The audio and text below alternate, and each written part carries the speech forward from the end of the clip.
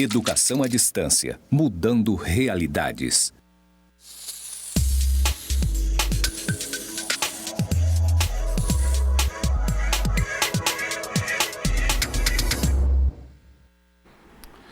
Bom dia conselheiros e conselheiras, como estão todos aí? Hoje nós voltamos com a disciplina do CIPEA. Meu nome é Antônio Cláudio, coordenador técnico nacional do sistema, e vamos hoje trabalhar os últimos módulos dessa disciplina. Tudo bem? Vamos começar? Ontem a gente terminou falando sobre o registro do atendimento, né? Nós fomos recapitulando um pouquinho, a gente falou das formas de registro, falamos do tipo de registro que é a informação, que refere-se àquele tipo de atendimento que não é de violação de direitos de criança e adolescente, são atendimentos diversos que o Conselho eventualmente faz, pessoas procurando, por exemplo, sobre Bolsa Família, sobre questões que outras secretarias são responsáveis ou outros órgãos, e eventualmente o Conselho Tutelar presta alguma informação, e essa informação por vezes é tão recorrente que é interessante que isso seja registrado, afinal gera uma estatística do volume de trabalho, e isso foi uma demanda que apareceu para a gente na época do desenvolvimento. Então, a prestação de informação que é feita no Conselho Tutelar pode ser registrada de forma a quantificar, de forma a registrar aquilo que foi realizado no dia, as informações que foram prestadas. Não é um registro que vai gerar estatística de violação, mas serve para acompanhar o volume de trabalho do Conselho. Os registros mais importantes, que estes sim geram estatísticas para a política pública, são os registros de denúncia e de atendimento. E a diferença principal entre esses dois registros, a gente falou ontem, é que denúncia é apresentada por terceiro e o atendimento é quando a demanda é apresentada pelos próprios interessados. Então é isso. Se terceiros trouxerem uma demanda, registra como denúncia. Se pais, mães, responsáveis ou a própria criança apresenta uma demanda ao Conselho, você registra como atendimento. E a gente falou também que do atendimento a gente apura as informações, e se essa denúncia for considerada procedente, ou seja, o conselheiro precisa atuar, precisa aplicar uma medida, então ele evolui essa denúncia para um atendimento. É só no atendimento em que a gente pode registrar o direito violado, o agente violador, aplicar a medida, selecionar o órgão que vai executar e gerar o documento, acompanhar esse documento, monitorá-lo, respondê-lo, avaliá-lo e, finalmente, fechar o ciclo do atendimento. Deixa eu retornar aqui à apresentação, vamos dar uma olhada nesse fluxo. Vamos rever esse fluxo para a gente acompanhar aqui. Esse é o fluxo simplificado do atendimento. A gente ontem viu uma parte do cadastro da criança e do adolescente ainda com parte do processo de denúncia. A gente ontem chegou a registrar informações do que aconteceu. Chegamos também a identificar o direito violado, o agente violador. Vimos que, inclusive, você pode selecionar mais de um agente violador para o mesmo direito violado. Define-se também na sequência a medida de proteção a ser aplicada. Define-se o órgão do SGD executor da medida. Na sequência, elaboramos o ofício, notificação, requisição ou declaração, que são os 4 tipos de documento existentes no sistema. O 7º passo aqui são passos opcionais, em que se pode reiterar uma documentação, um ofício enviado, quando o órgão do SGD não responde, e aí você reitera, você reforça aquele pedido, dando mais um pouco de prazo, e pode também anexar documentos, laudos, imagens e outros documentos. Pode também transferir o atendimento para outro conselho, se outro conselho for mais apropriado para prosseguir com o atendimento. por último, se registra a resposta do documento, avalia a execução da medida. Quando todas as medidas estiverem avaliadas dentro de um mesmo documento, o atendimento se encerra automaticamente. E o atendimento, uma vez finalizado, encerrado, ele não pode mais ser editado. Então, quando todas as medidas dentro de um mesmo atendimento forem avaliados, aquele atendimento se encerra e o ciclo então se fecha e somente um novo atendimento reabre o procedimento no caso de uma nova violação de direito. Tá certo? Então vamos fazer na prática isso, vamos começar um atendimento direto. Outra observação importante é que o cadastro, o atendimento, ele não começa por aquele botãozinho que fica no alto à direita da tela, que é o botão novo registro. O atendimento, diferentemente dos outros tipos de registro, começa pelo cadastro da criança ou pelo cadastro de mãe, pai ou responsável. Tá certo? Então o primeiro passo é cadastrar mãe, pai ou responsável ou criança ou adolescente. Vou abrir aqui a tela do sistema e vamos ver como é que isso acontece na prática. Então, entrando na tela do sistema, a gente acessa aqui um navegador. A gente sempre começa pelo endereço www.cipia.gov.br, que nos leva para o portal. O portal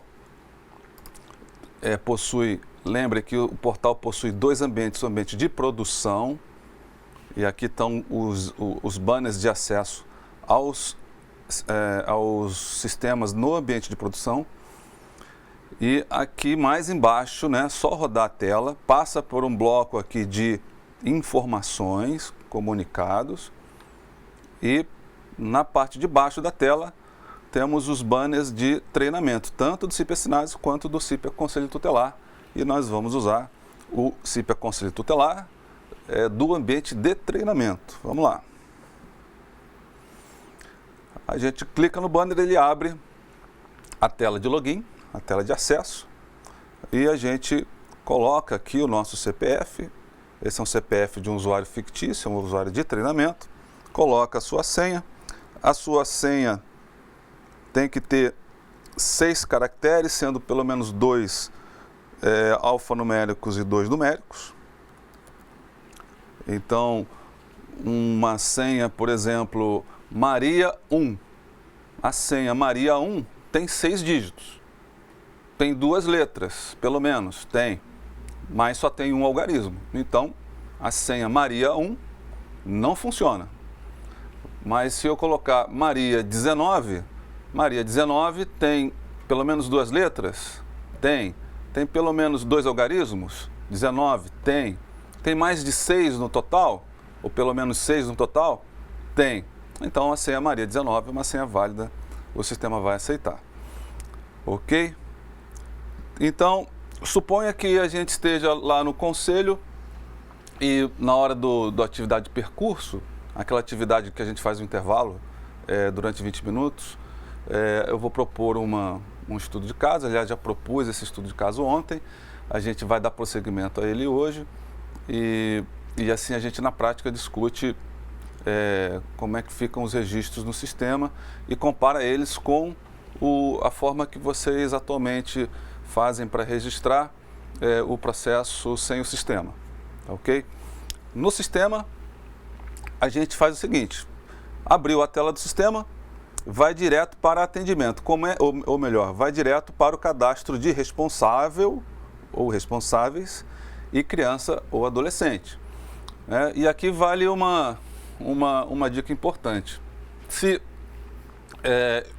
a gente começar o cadastro pelo responsável e durante esse atendimento a gente cadastrar todas as crianças ou adolescentes desse responsável, a gente consegue, na sequência, aplicar a medida para mais de uma criança ao mesmo tempo.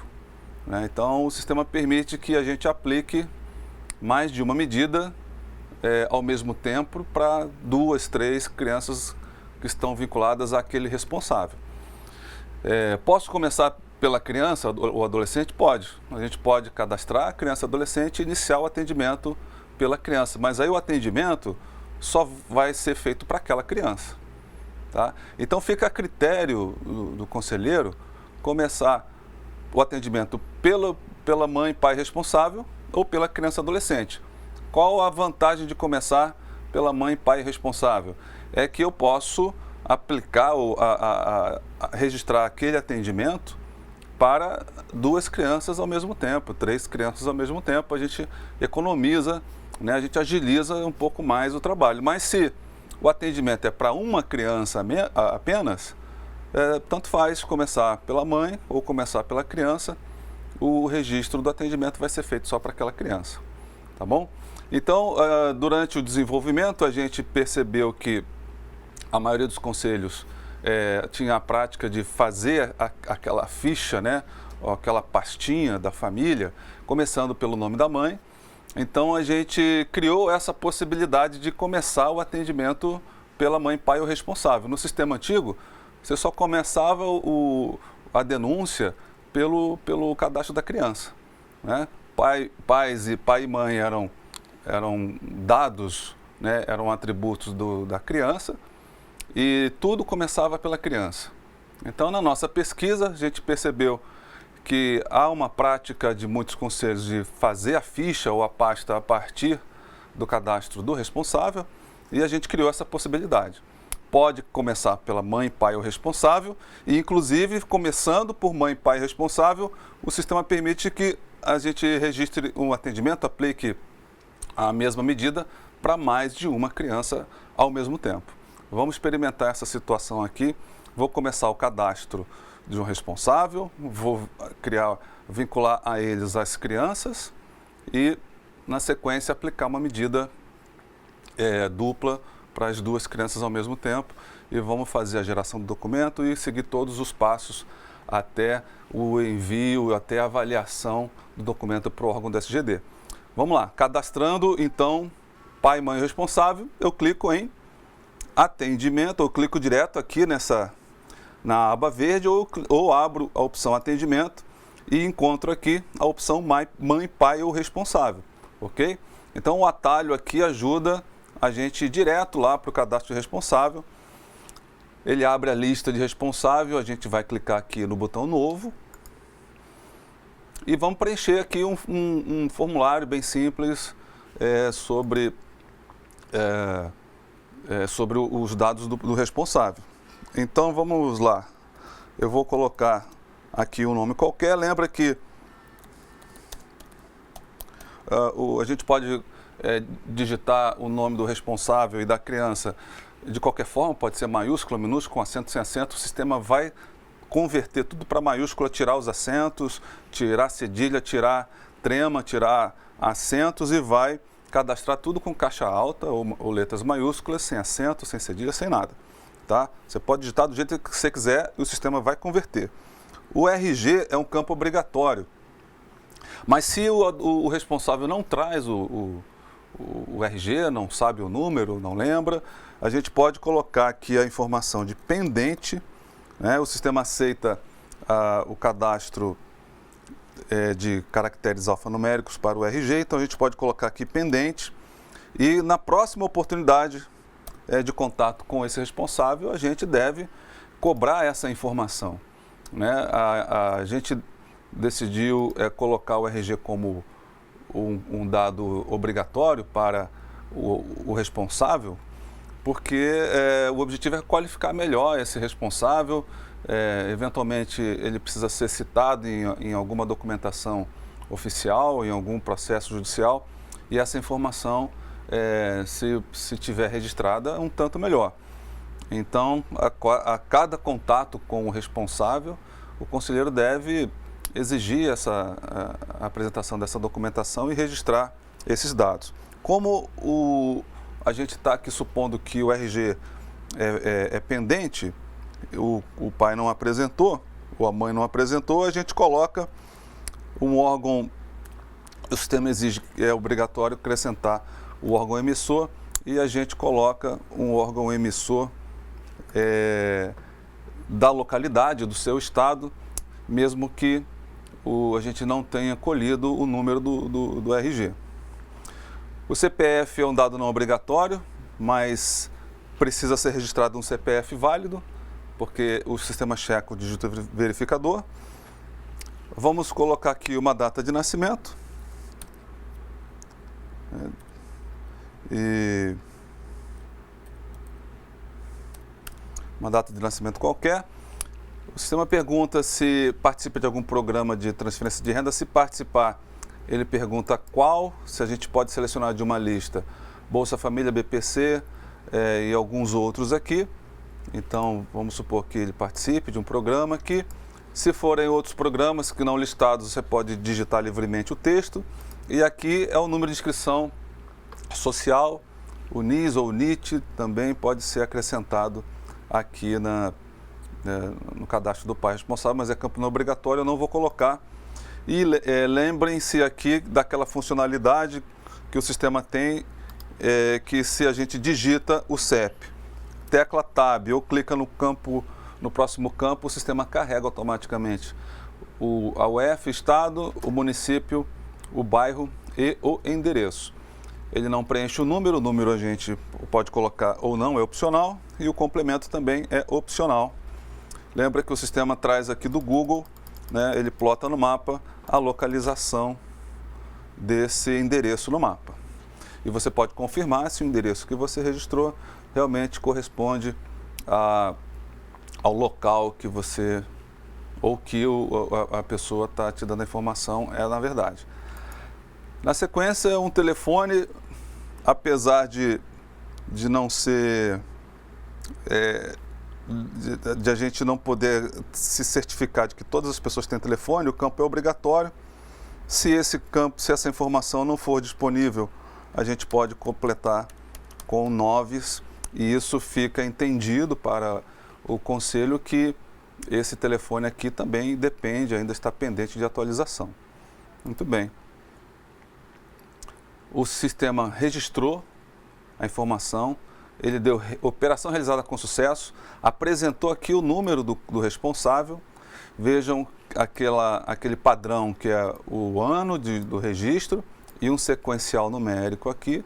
Então, o número, o código desse responsável é 2019-001843. A gente pode guardar essa informação, porque a gente pode usar mais adiante essa informação. Eu vou, só um pouquinho, que eu vou guardar essa informação aqui no meu bloco de notas, porque a gente pode usar mais adiante.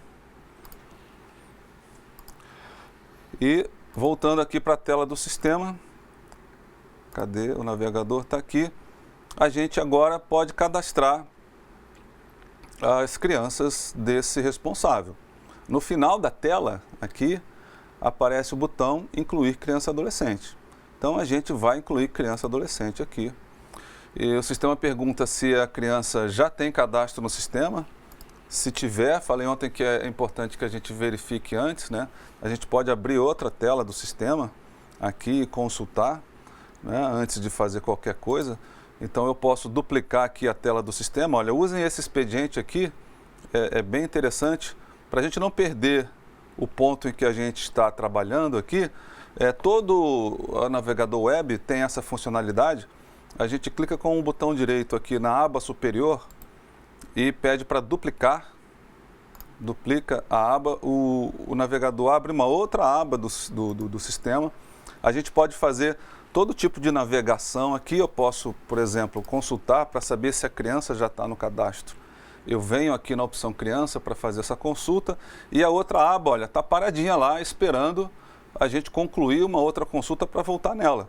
Então, essa é uma vantagem dos sistemas aí, dos navegadores, do próprio Windows desde muito tempo, em que você vai abrindo janelas e janelas e não paralisa ou não interrompe o que você estava fazendo antes, ok? Então, aqui, por exemplo, eu vou consultar pelo nome da criança, né? Vou aqui no campo de pesquisa e consulto uma criança aqui. Ana de Porto Velho, deixa eu ver se tem Ana de Porto Velho. Olha, o sistema não retornou nada, olha, não há esse registro, então Ana de Porto Velho não está cadastrada no sistema. Eu volto aqui e respondo: não, Ana de Porto Velho, a criança que eu quero cadastrar não está no sistema. A relação de Ana e Antônio de Porto Velho é de que o responsável então é pai da Ana e pergunta se a criança mora com este responsável. A resposta é sim ou não. O sistema então abre a tela de cadastrar a criança e a gente vai começar o cadastro de Ana de Porto Velho. Pode acrescentar nome social, mas não é obrigatório. A data de nascimento é campo obrigatório.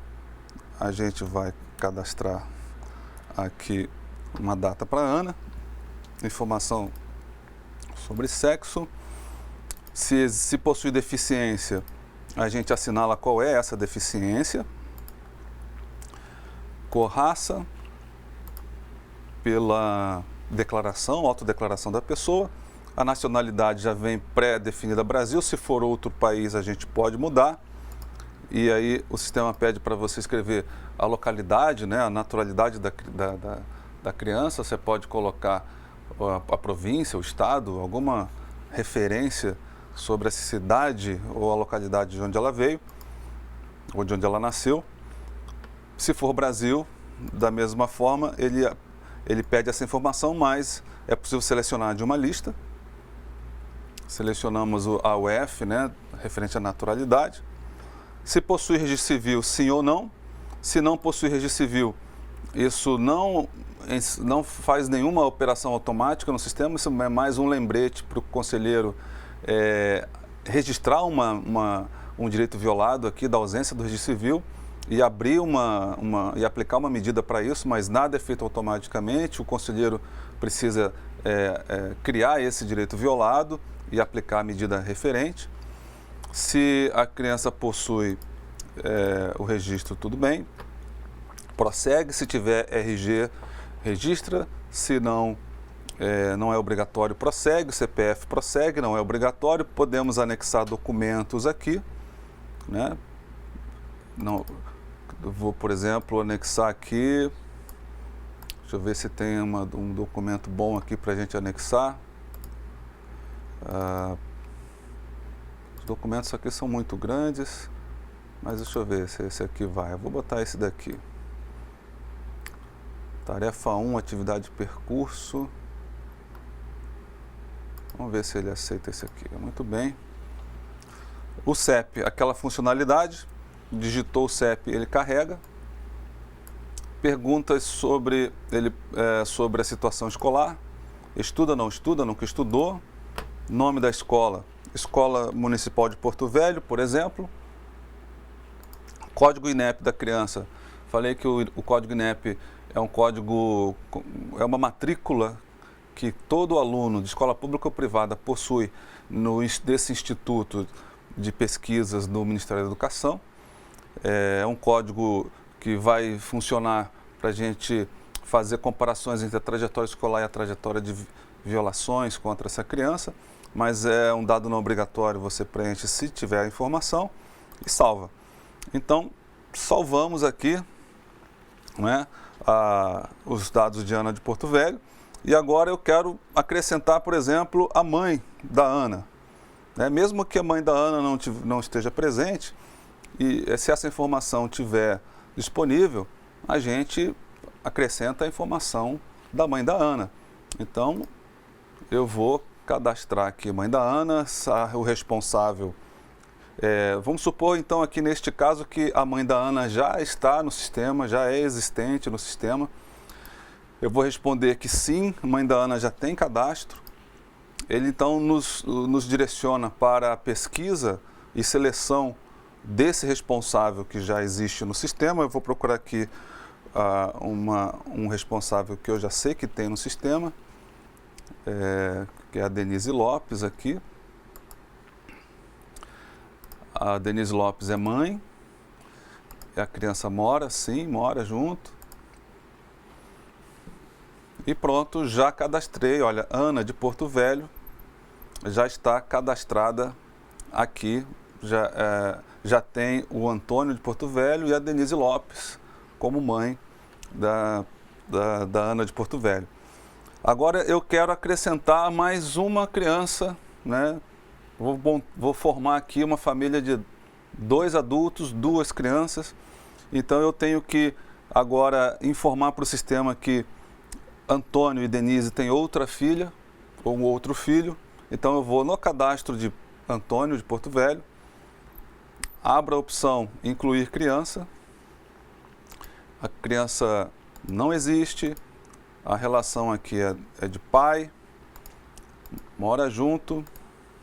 Vou acrescentar aqui o Pedro de Porto Velho. Pedro de Porto Velho, acrescenta aqui uma data de nascimento para ele.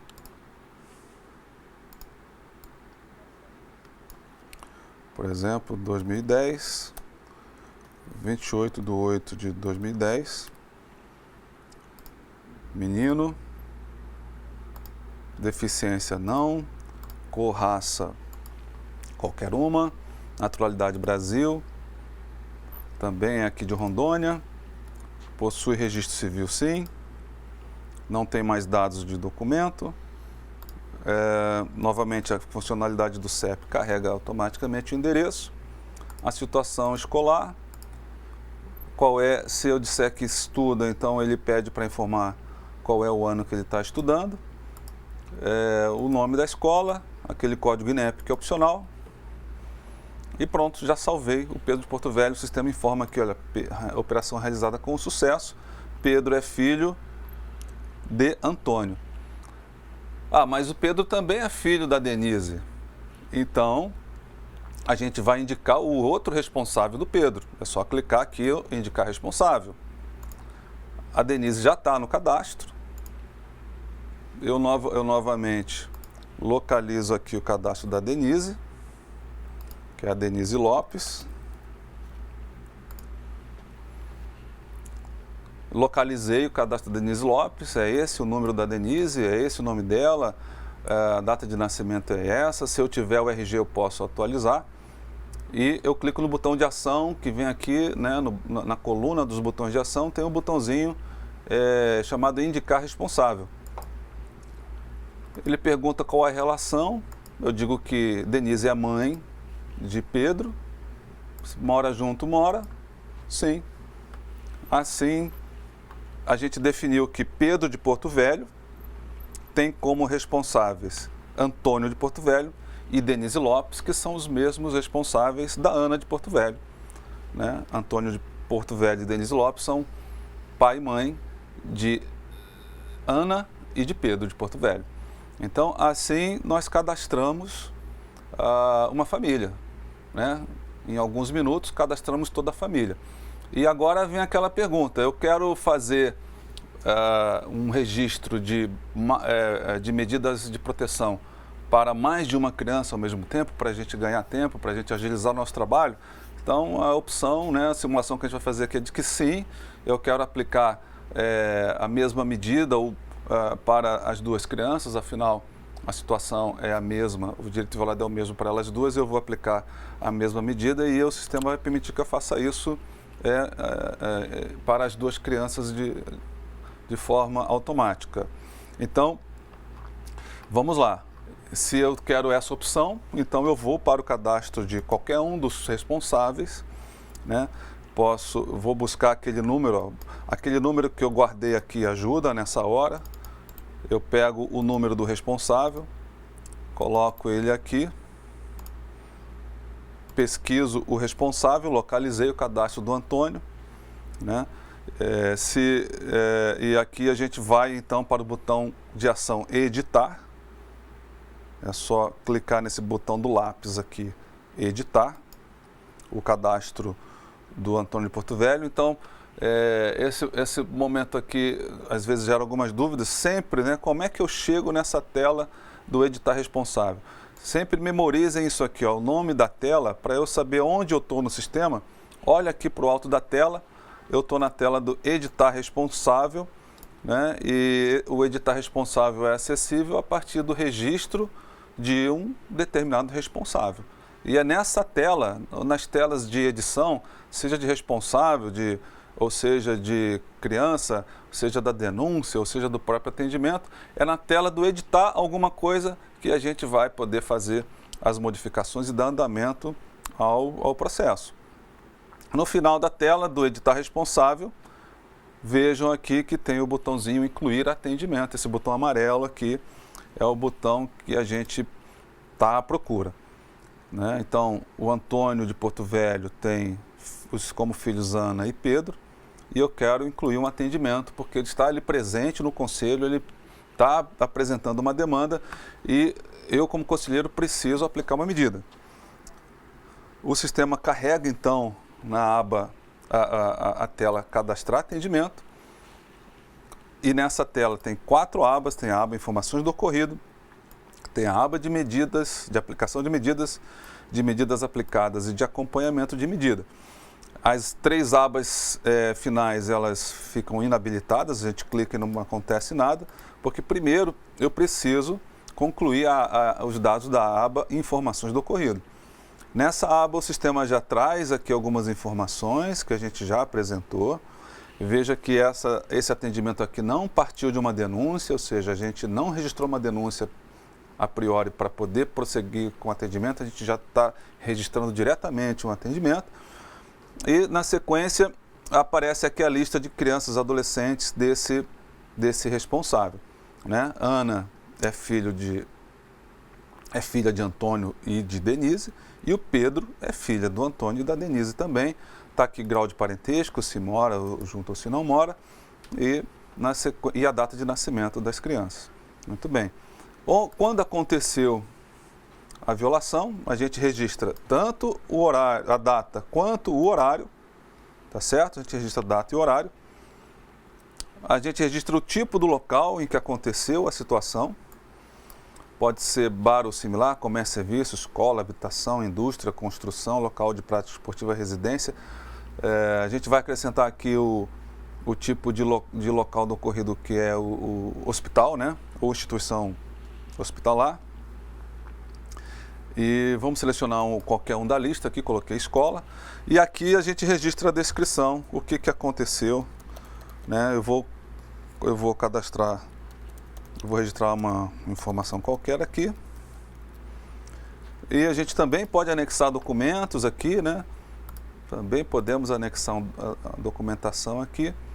Aquela funcionalidade do CEP, muito prática, que eu digito o CEP, ele carrega o endereço para mim. Se não tiver CEP, a gente registra o estado da lista, o município da lista, o bairro que aparecer na lista, e o endereço, então, a gente tem que digitar, número também e complemento também, se for o caso, e pronto, salva.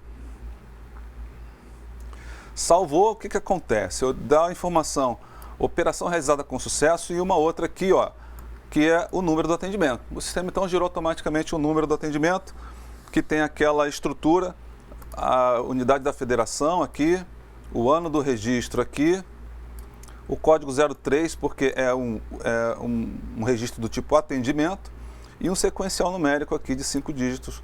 Então, esse atendimento aqui é o atendimento final 534. Eu vou guardar essa informação aqui, porque pode me ser útil a qualquer momento. Eu vou guardar essa informação aqui no meu bloco de notas. Tudo bem.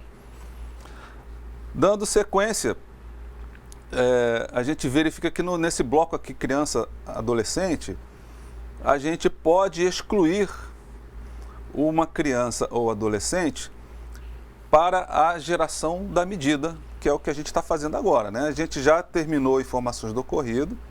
Se a gente excluir esse atendimento, está sendo feito a priori para as 2 crianças, mas se eu decidir, não, a Ana não teve violação de direito para Ana, só teve violação de direito para Pedro, então a gente exclui, clicando nessa lixeirinha vermelha aqui, a gente pode excluir uma das crianças do atendimento e prosseguir com esse atendimento só para uma das crianças, tá? Então, é nesse momento em que você mesmo tendo começado o atendimento a partir do cadastro do pai, e aí quando você abre o atendimento, ele carrega as crianças daquele pai, você pode aqui agora tirar uma das crianças. Você tira uma das crianças e o atendimento prossegue só para uma, tá bom? Mas a hipótese que a gente trouxe aqui é de que eu quero atender as duas crianças. Então, eu deixo as duas crianças aqui. Ela não vai sair do cadastro do pai. Ana e Pedro continuam filhas de Antônio. Só que para este atendimento em específico, a gente poderia excluir uma das crianças, tá? Mas elas continuam com a relação de parentesco que você cadastrou, isso não se perde. Você só pode tirar uma das crianças aqui do atendimento. Como eu não quero, eu quero Ana e Pedro no atendimento, eu deixo como está. Os dados aqui do ocorrido a gente já registrou e agora a gente pode passar para a próxima aba, que é a da aplicação da medida. Na aplicação da medida, mais uma vez, eu tenho a oportunidade de fazer um atendimento para Ana e outro atendimento para Pedro. Suponha que as violações são diferentes para Ana e para Pedro, e se eu quero fazer uma aplicação de medida só para Ana, então eu desmarco aqui a caixinha de Pedro e faço só para Ana. O contrário, eu posso deixar Pedro marcado e fazer e tirar Ana da aplicação da medida, mas Ana não sai do atendimento. Quando eu voltar para aplicar a outra medida, Ana vai estar lá no cadastro, no registro desse atendimento, para que a gente possa fazer uma aplicação de medida diferente. Tá? Então, a gente tem a oportunidade na aba aplicação de medida de aplicar uma medida diferente para Ana e outra para Pedro, mas eu quero aplicar a mesma medida para Ana e para Pedro. Então, eu deixo marcada as duas caixinhas de seleção. Não mexo, ela já vem, por padrão, ela já vem marcada. E aqui a gente faz a seleção do direito violado. A gente tem dois caminhos para fazer a seleção do direito violado. O primeiro caminho, que é para quem ainda está começando a mexer com o sistema, é primeiro selecionar qual é o direito fundamental. Então, o conselheiro ouve o relato, analisa o que aconteceu e decide, olha, essa violação aqui é do direito fundamental, por exemplo, educação, cultura, esporte e lazer. Segundo a minha análise, esse é o direito fundamental. E o sistema traz para a gente quais são os subgrupos vinculados à educação, cultura, esporte e lazer. E eu, analiso, o que aconteceu foi, por exemplo, a ausência de educação infantil ou impedimento de acesso. E dentro desse subgrupo foi falta de creche ou entidade equivalente, e aí o sistema carrega a descrição do direito violado e diz aqui o seguinte, quando não existe a creche instalada pelo poder público para atender as crianças de 0 a 3 anos cujos pais queiram matriculá-las, artigo 54, inciso 4 do ECA, está aqui a descrição do direito violado e você pode, nesse momento, analisar melhor e dizer, não é isso que aconteceu, vou fazer outra seleção. E aí você pode mudar aqui, o que aconteceu foi isso aqui, falta de equipe especializada. E o sistema te informa, esse direito violado é para a situação em que não existem profissionais requeridos em número suficiente para atender o direito à educação infantil. E se for essa a opção, então você passa para o próximo campo. Agora, a outra forma de você pesquisar é a seguinte, suponha então que a gente estivesse aqui com esses campos todos desmarcados, e você vai direto para o direito violado, porque somente o direito violado é campo obrigatório, e você, por exemplo, coloca aqui uma palavra chave, uma palavra-chave do direito violado. Por exemplo, a palavra abuso. Ao digitar a palavra abuso, o sistema carrega todas as opções de direito violado que tem a palavra abuso no seu texto. Então, tem abuso sexual por cuidadores, por detentores, tem várias opções aqui de abuso sexual e você pode, então, selecionar uma delas. Mas é óbvio que para a gente poder usar essa opção de buscar o direito violado direto no campo do direito violado, eu preciso conhecer, preciso ter um pouco mais de prática com o sistema, porque eu preciso conhecer essa palavra-chave que eu tenho que digitar para achar o direito violado. Então, eu posso usar esse expediente de digitar a palavra-chave, o sistema carrega todas as opções que tem aquela palavra, ou né, que eu acho que essa opção deve ser usada por quem já conhece melhor o sistema, quem já conhece a estrutura de direitos violados e aí sabe as palavras-chave e então vai achar com rapidez. Mas para quem ainda está começando, recomendo que use aquela escadinha. Primeiro o direito fundamental, depois o grupo de direitos e aí o sistema vai filtrando e diminuindo as opções de direito violado e vai facilitar a seleção. E ainda, depois de selecionado, né, o sistema carrega a definição desse direito violado e você pode confirmar se esse direito violado corresponde ao que aconteceu de fato, né? Tá vendo aqui então que o sistema carrega a descrição e você confirma se foi isso que aconteceu de fato, tá bom? Se não foi isso que aconteceu de fato, você pode voltar, né? Se eu prosseguir com esse atendimento aqui, com esse direito violado, o sistema vai carregar os outros grupos, você não precisa escolher o grupo de direito fundamental, o sistema vai fazer isso automaticamente, mas se eu quiser começar de novo, por exemplo, o direito violado é relacionado à educação, cultura, esporte e lazer, o subgrupo é atos atentatórios e o direito violado efetivamente é não comunicar maus tratos, por exemplo, a gente faz dessa forma, pela escadinha e o sistema carrega a definição. Prosseguindo aqui, eu seleciono agente violador instituição de ensino, poderia selecionar mais de um agente violador, sem problema. Passo para o bloco, então, medida a ser aplicada, e aqui a gente faz um filtro pelo subgrupo, aqui, pelo grupo de providência. Por exemplo, encaminhamentos especiais ou requisições de serviços públicos, né? E o sistema faz o filtro aqui, olha, dentro do grupo de providência, requisições de serviços públicos, eu tenho essas opções aqui de medidas. Se eu quiser fazer um atalho aqui para pesquisar todas as medidas que tem no sistema, eu clico no botão todos aqui e o sistema então carrega todas as medidas que estão cadastradas aqui passam a aparecer, não apenas aquelas do grupo de providência requisição de serviço público, e eu posso aqui por palavra-chave também localizar a medida que eu quero selecionar, né, que eu quero usar.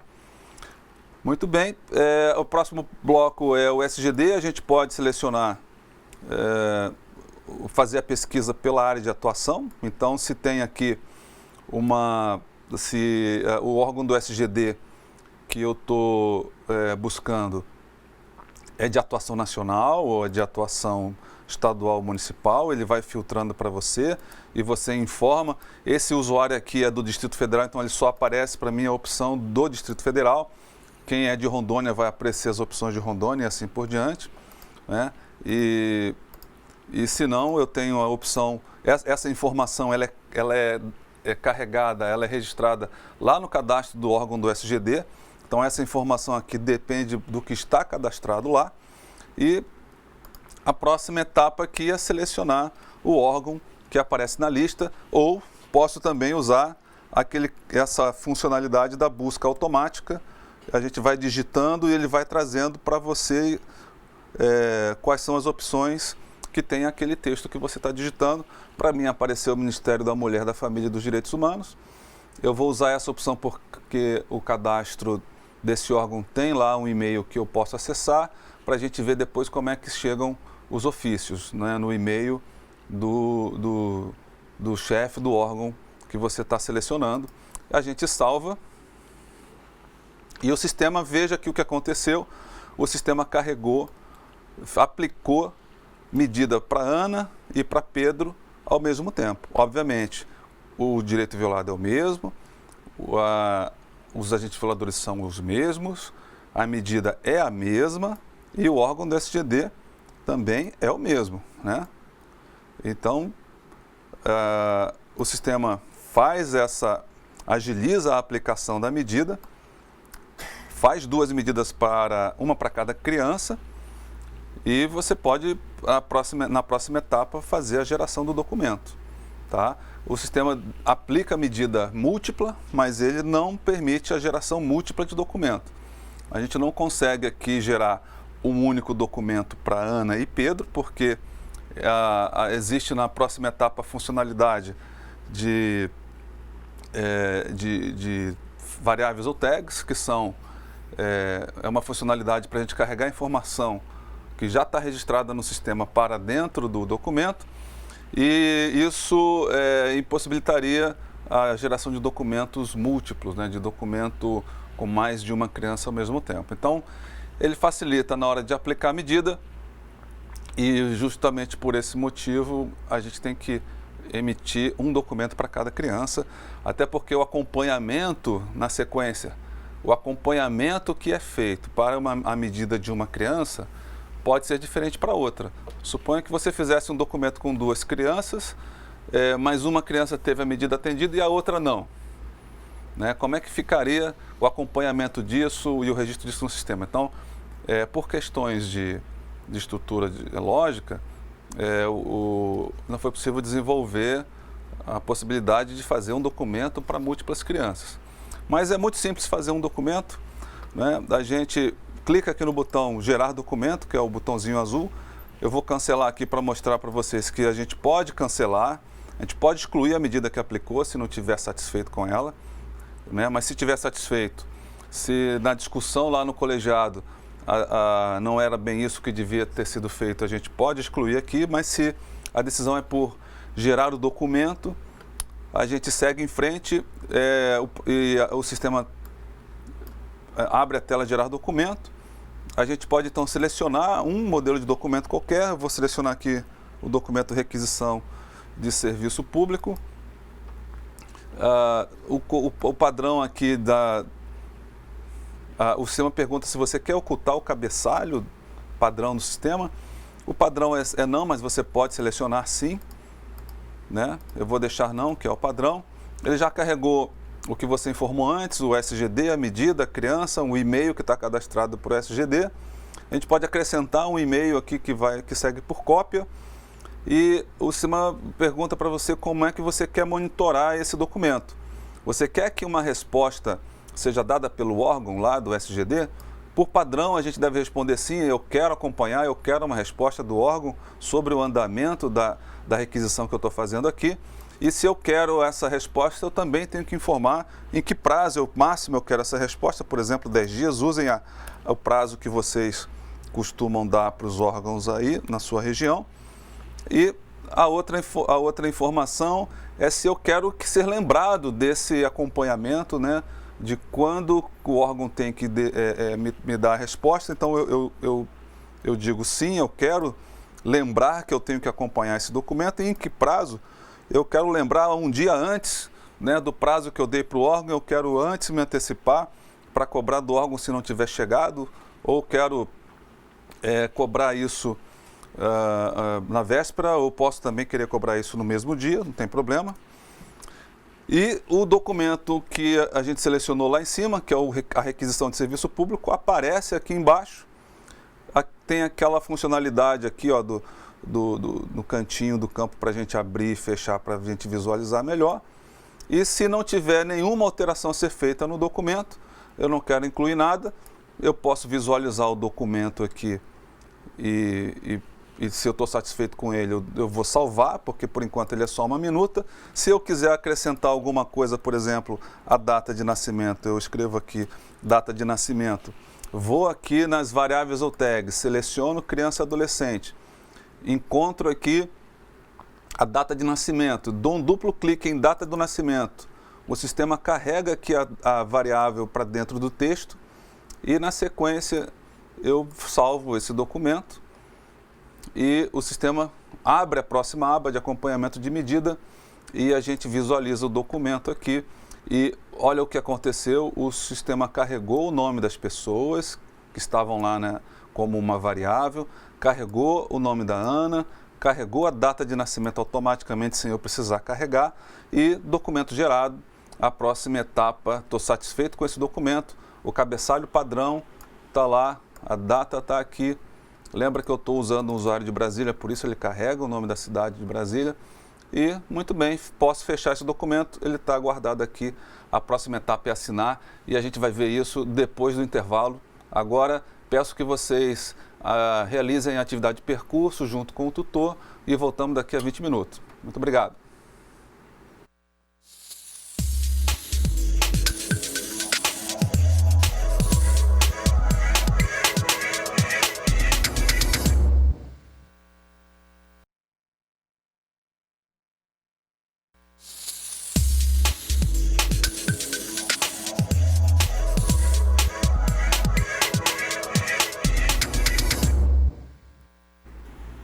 Olá pessoal, conselheiros e conselheiras, tudo bem? Como é que foi a atividade de percurso? Conseguiram fazer a discussão? Eu gostaria de apresentar e pedir desculpas por não ter apresentado antes a professora Rose, né? Olá Rose, tudo bem? Olá professor Antônio, bom dia para todos os nossos alunos, né? Que nós estamos mais uma vez aqui juntos aprendendo sobre a garantia dos direitos de nossas crianças e nossos adolescentes. E é um prazer estar aqui com o Antônio, né? Essa pessoa excepcional que em nível de sistema de informação, ele é o cara, vamos dizer assim, né? Conhece muito e é importante todas essas informações que você está trazendo para a gente. Obrigado, Rose. Obrigado, pessoal. A atividade proposta foi que a gente rediscutisse o caso apresentado ontem, né? O caso da mãe e da filha de 7 anos que comparecem ao Conselho Tutelar e a mãe informa que não conseguiu matricular a filha na escola por falta de vagas e solicita providências.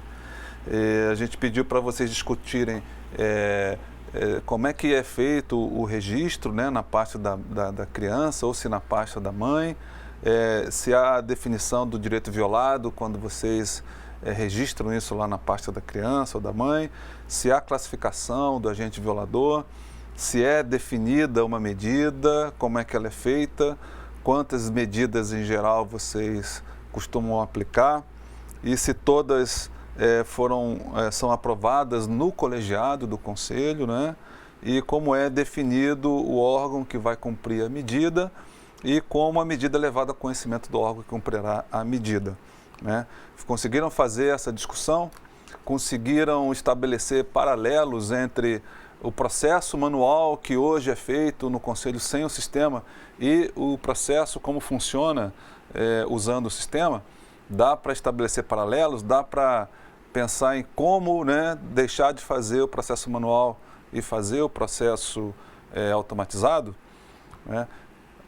A expectativa é que a gente tenha conseguido desenvolver um sistema que seja muito próximo do processo manual e que não gere muitos transtornos ou nenhum transtorno nessa adaptação, nessa transição do manual para o automatizado.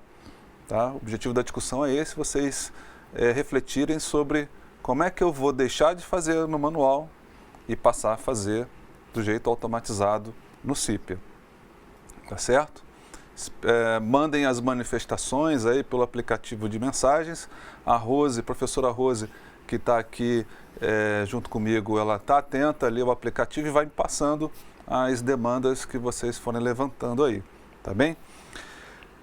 Enquanto chegam as participações, e Rose vai me dando o feedback, eu vou prosseguir aqui na demonstração do registro e já tentando responder algumas questões propostas aqui, tá bem? Eu vou voltar aqui na apresentação para a gente fazer um pouquinho de recapitulação e prosseguir na demonstração no sistema. Então vamos aqui para a apresentação. Aguardando aqui trocar para a apresentação, mudou. Esse aqui é o fluxo que a gente já tinha visto. Recapitulando, para a gente iniciar o atendimento, eu preciso estar na tela de editar grupo, ou editar mãe, pai responsável, ou editar criança ou adolescente. A gente não começa um atendimento da tela de atendimento, a gente só começa o atendimento da tela de cadastro dessas entidades aqui, né? Grupo, mãe, pai ou responsável, criança ou adolescente. E aqui é a apresentação que está disponível para vocês. Mostra aqui as 3 telas, né? A tela do editar grupo, a tela do editar criança e a tela do editar responsável, para a gente lembrar que no final de cada tela tem o botãozinho aqui, iniciar atendimento, esse botãozinho amarelo aqui, sempre no final da página, está presente nessas 3 páginas aqui diferentes, mas está sempre lá o botão amarelo de editar, ou melhor, de iniciar atendimento. E aqui a gente tem as orientações, né, sobre como navegar nessas páginas. A gente já viu isso na prática. Eu vou passando mais rápido aqui só para recapitular, mas a gente já comentou cada uma desses itens aqui. Se ainda restar alguma dúvida, por favor, mandem aí pelo aplicativo de mensagens. Falamos do CEP, falamos da inabilitação das abas, do código do atendimento, que tem o 03 aqui né, nesse código, e falamos da possibilidade de excluir a criança do atendimento, e esse aqui é o processo de aplicação da medida, né, em que a gente seleciona o direito violado, o agente violador, a medida e o SGD. Esse é o fluxo da aplicação de medida. Lembra que todas essas funcionalidades têm a busca automática. Você vai digitando a palavra e o sistema vai filtrando aquelas palavras que coincidem com aquilo que você está digitando. E na aplicação da medida a gente viu que pode fazer a múltipla aplicação ou a aplicação simples. Vocês podem desmarcar a caixa da criança que vocês não querem a aplicação daquela medida e depois voltar e fazer o atendimento para ela, voltando na tela de aplicação de medida. E mencionamos que o sistema vai registrar uma medida para cada criança e uma vez aplicada a medida, elas são listadas na aba Medidas Aplicadas, né? Mencionamos isso, falamos dos filtros do direito violado. Eu não falei, mas então vou reforçar aqui que você pode consultar os direitos violados lá na opção Ferramentas, Direito Violado, e visualizar isso lá. Então, para visualizar isso no sistema, a página é essa daqui. Eu vou navegar no sistema e mostrar para vocês também. Vou passar mais rápido aqui para a gente poder ver diretamente no sistema. Isso aqui fica como referência, né, para a gente estudar, ver depois. Aqui na definição do agente violador vimos na prática como faz isso. Depois a gente seleciona aqui como selecionar medidas, né, usar os grupos de providência, usar os filtros. O botão todos, como é que funciona, serve para a gente ver todas as medidas, independente do grupo de providência selecionado ou do direito violado selecionado. A segunda página aqui da aplicação de medida fala de como consultar as medidas no sistema, vou mostrar para vocês, e como conhecer as medidas, é o que eu vou mostrar com essa consulta. Depois a aplicação das medidas, também o uso do filtro para selecionar o órgão do SGD, e finalmente as medidas listadas na aba Medidas Aplicadas e a geração do documento, como a gente fez. Vou fazer uma nova geração de documento para a gente reforçar como é que gera o documento, tá? E aqui são as várias telas de explicação sobre como aplicar, como gerar o documento, e que eu vou refazer aqui com vocês, e a gente na prática é mais simples, mas fica esse material para vocês consultarem depois. A Rose está me dizendo aqui que tem uma perguntinha. Rose, qual é a pergunta?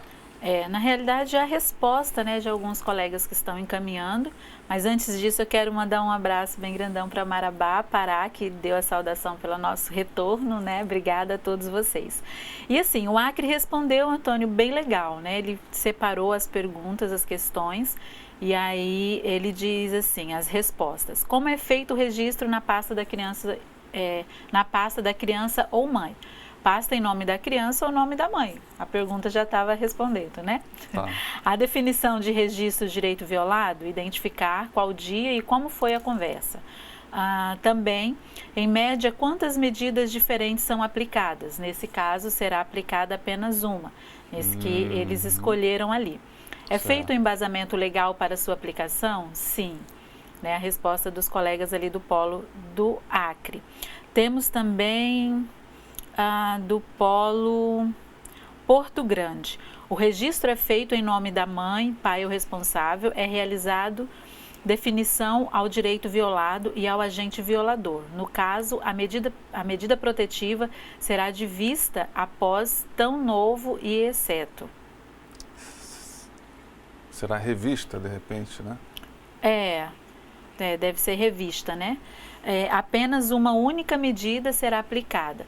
É feito em nome do jurídico da medida, todos os casos são amparados pelo colegiado.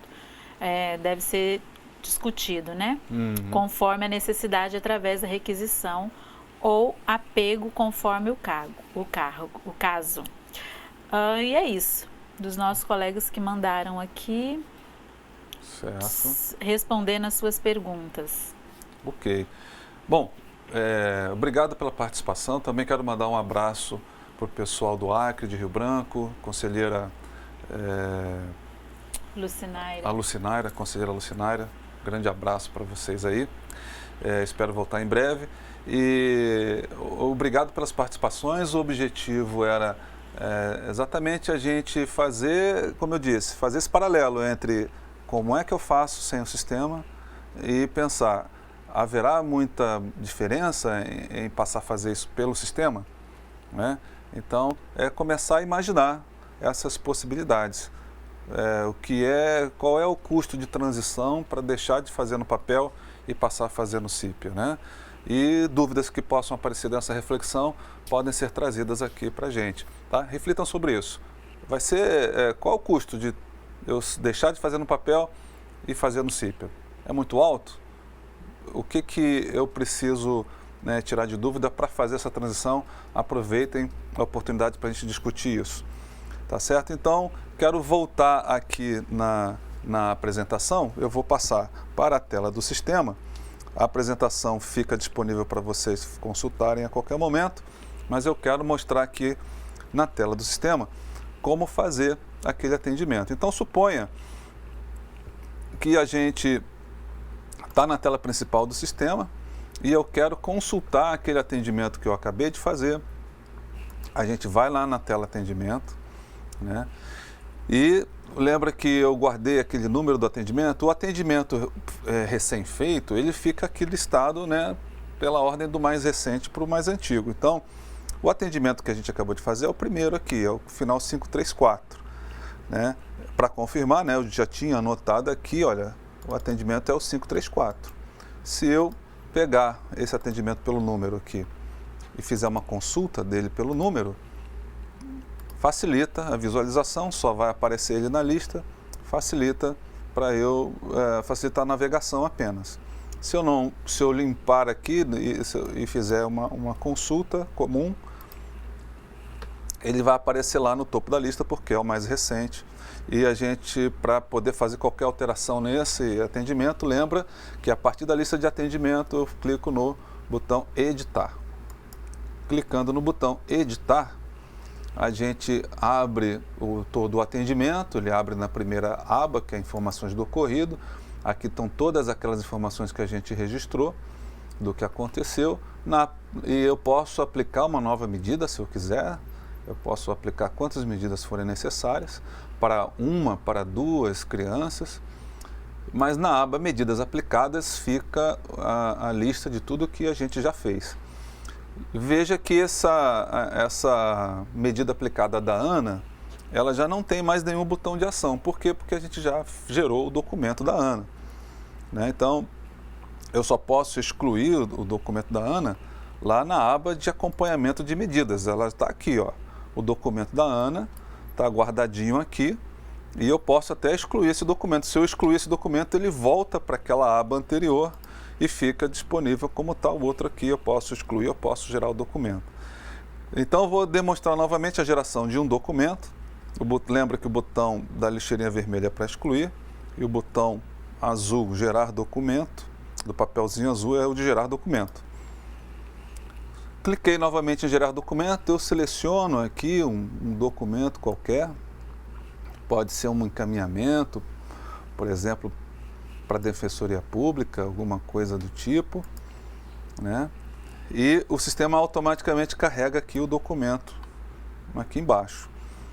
Na sequência, ele já carrega A gente pode selecionar se quer ocultar o cabeçalho ou não, o padrão é não, para a gente manter aquele cabeçalho padrão do sistema.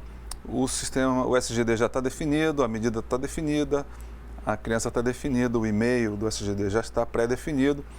A gente pode acrescentar um e-mail para receber a cópia desse ofício.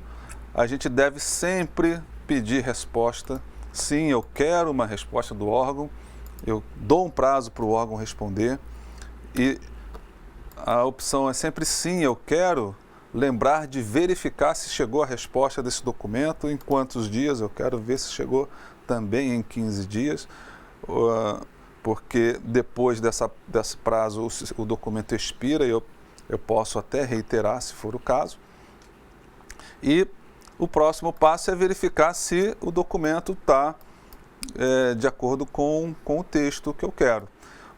Esse texto aqui, por exemplo, que está entre colchetes, se a gente deixar ele assim, ele vai aparecer assim no texto. Então, ou eu tiro esse texto aqui, deletando, olha, venho aqui e deleto, ou venho aqui, deleto e acrescento uma informação qualquer que a gente queira acrescentar, né? Alguma coisa a gente pode acrescentar aqui. E além disso, dos textos que eu posso e quero acrescentar aqui, a gente pode querer acrescentar, por exemplo, aqui uma informação adicional qualquer, por exemplo, o número do atendimento, né? O número do atendimento, eu quero o número do atendimento, então eu escrevo o número do atendimento, coloco 2 pontos, espaço, venho aqui no bloco de atendimento e seleciono a opção número do atendimento. Eu dou um duplo clique aqui, o sistema já carrega automaticamente aqui a tag número do atendimento entre chaves. Isso significa então que ela é uma variável, que o sistema vai buscar essa informação no atendimento e trazer para cá. Eu posso, por exemplo, querer, além disso, posso querer, vamos supor aqui, o endereço, número do atendimento, vou colocar a descrição do atendimento, vou botar aqui a descrição do atendimento. Aí, para eu não ter que digitar a descrição do atendimento toda, eu venho aqui no atendimento e clico em descrição do atendimento. E o sistema carrega automaticamente a variável descrição do atendimento. Posso querer também do grupo de conselho, ou posso querer aqui o nome do conselheiro, aqui ou melhor, o endereço do conselho, o telefone do conselho, ou não, eu posso pegar aqui alguma informação a mais do responsável, posso pegar aqui o endereço do responsável. Você pode ir modificando o texto do jeito que você quiser. Tem algumas funcionalidades aqui de formatos, você pode trocar aqui o alinhamento, você pode trocar para justificado, eu posso colocar tudo em negrito, posso trocar o tipo de letra, né? Então aquelas funcionalidadezinhas do Word, para você formatar o documento também tem aqui, esses botões de cima aqui todos, né, funcionam à semelhança do que você tem nos editores de texto tipo Word. E se o documento tiver de acordo com o que você quer, né, pronto, você pode visualizar antes. Tá, ok. O documento, apesar de não trazer as informações das variáveis, eu sei que elas vão estar listadas aqui e a gente finalmente pode salvar. Ok? Salvou o documento, ele gerou aqui o documento final 444, tá vendo aqui, do Pedro. Ao visualizar o documento, ele aparece para a gente assim, olha, já mudou a letra, deixou negrito, trouxe os dados do órgão do SGD para onde vai ser enviado esse ofício. aquelas informações do número do atendimento, da descrição do atendimento que eu acrescentei, o sistema carregou, as outras que já estavam pré-definidas ele também carregou e funcionou. O documento está todo pronto, em poucos minutos o documento fica pronto, tá certo? O próximo passo é assinar o documento, né? Depois de que isso está discutido no conselho, ou essa discussão acontece previamente, ou ela acontece no ato da assinatura, né? Você comunica aos demais conselheiros que há um documento para ser assinado, né? E você mesmo pode assinar esse documento. Você já fez esse documento, a única restrição é que uma vez assinado, o documento só pode ser excluído, a gente não tem a funcionalidade de cancelar a assinatura por enquanto.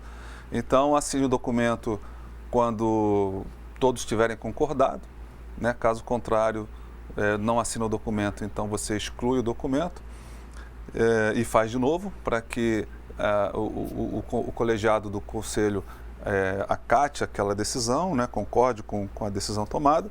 E se todos estiverem de acordo, você redigita aqui a sua senha. Ontem me perguntaram como é que funciona a assinatura eletrônica.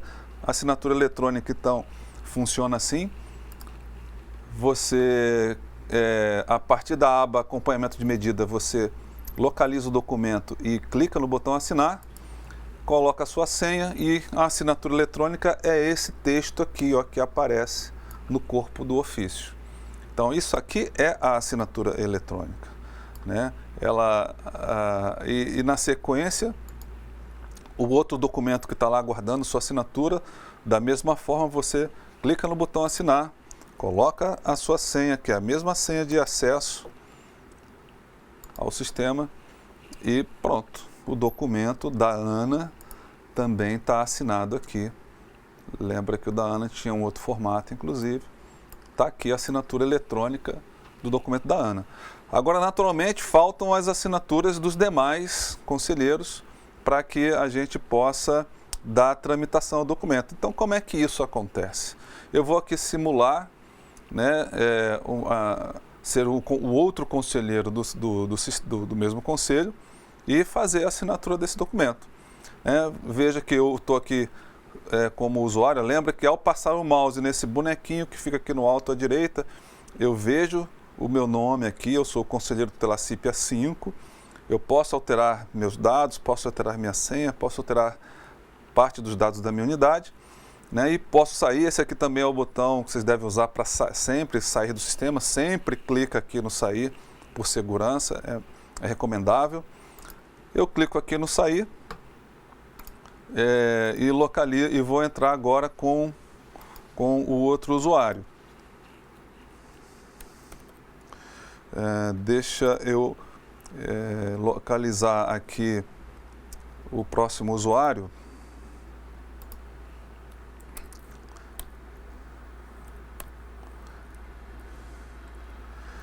Agora eu vou precisar fazer uma consultinha que eu acabei de esquecer o CPF do outro usuário. Isso acontece nas melhores famílias, mas eu vou localizar aqui rapidinho. Isso, enquanto você localiza... Isso, por favor, Rose. Tem vários colegas aqui que estão interagindo, né? Um abraço para os colegas aí do Polo de Macapá. E eles dizem assim: identificar a relação entre os processos de controle social, revalorização do Conselho Tutelar. A resposta: quando o controle social é fortalecido, são deliberadas pautas que implementam ações e serviços do Conselho Tutelar. Também um abraço para os nossos colegas aí de Maués, o Amazonas, né, que estão ligados conosco. Também de Porto Grande, também encaminharam aqui as respostas. E todas estão indo por esse caminho, todas as respostas estão corretas, assim. Isso, Rose, essa proposta que a gente fez ontem, para a gente fazer essa análise, né, dos impactos, dos resultados do controle social sobre o trabalho do Conselho Tutelar, estão vindo agora, né, essas respostas, e é isso mesmo que a gente gostaria de dizer. O controle social, seja ele feito pelo Conselho Municipal, seja ele feito por outras entidades ou por qualquer cidadão, ele pode no princípio parecer algo indesejado e tal, mas no final o ciclo é positivo, porque a partir de reiterados trabalhos positivos, a partir da execução correta, adequada das atividades do Conselho, a sociedade reconhece esse trabalho e naturalmente vai trazendo outros benefícios que a princípio não parecem muito, não aparecem, não estão lá muito aparentes. Então, obrigado aí pela participação. Retornando aqui, a gente está já no finalzinho do nosso tempo, eu já entrei aqui com outro usuário, vejam aqui que agora eu estou como conselheiro tutelar do CIPIA 1, né? Então, o conselheiro 5 entrou em contato comigo, ou então, como tarefa do dia a dia, eu já sei que deve haver documentos para assinar, eu vou então acessar essa funcionalidade aqui do consultar medidas / documentos. Aquele documento final 444 do atendimento 534 e o documento 443 do atendimento também 534 estão aqui aguardando assinatura, né? Eles estão aqui, como é que eu sei que eles estão aguardando assinatura? Porque tem esse ícone aqui, ó, assinar, esse ícone assinar está aqui disponível.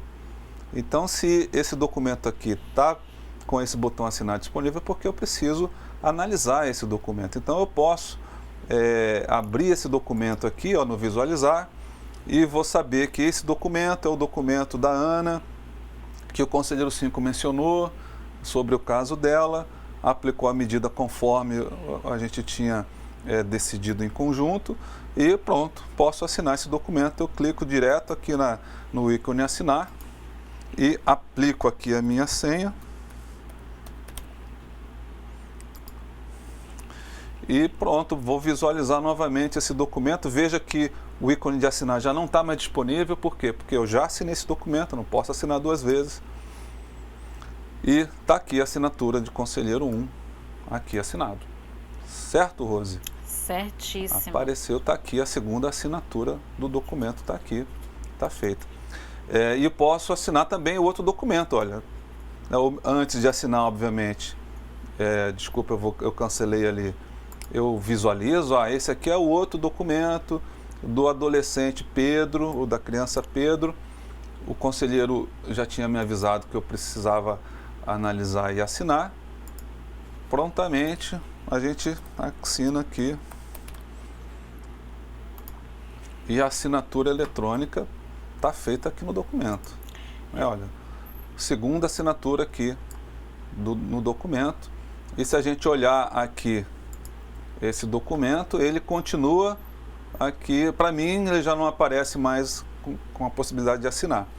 A terceira assinatura, o nosso tempo já se esgotou, e eu vou deixar então para demonstrar para vocês como é que a gente faz, o que acontece depois da terceira assinatura, como é que a gente faz o processo de resposta e o processo de avaliação daqui a pouquinho.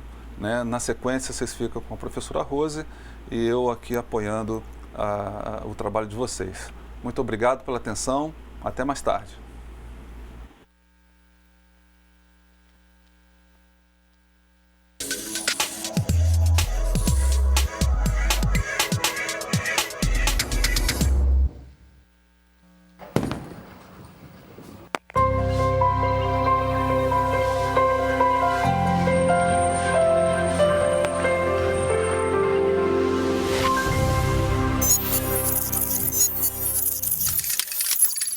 Educação à distância, mudando realidades.